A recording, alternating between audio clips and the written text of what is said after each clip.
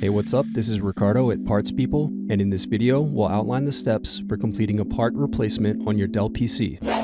Visit our website and use this coupon for a 5% off discount.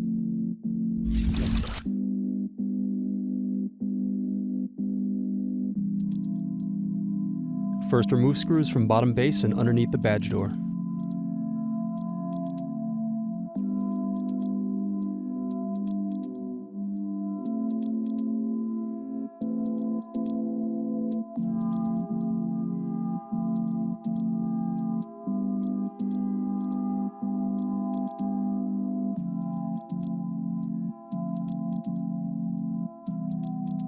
Then remove bottom base.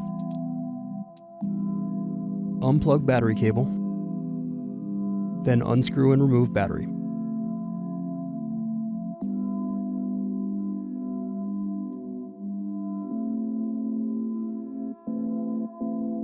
Next, unscrew and remove wireless bracket.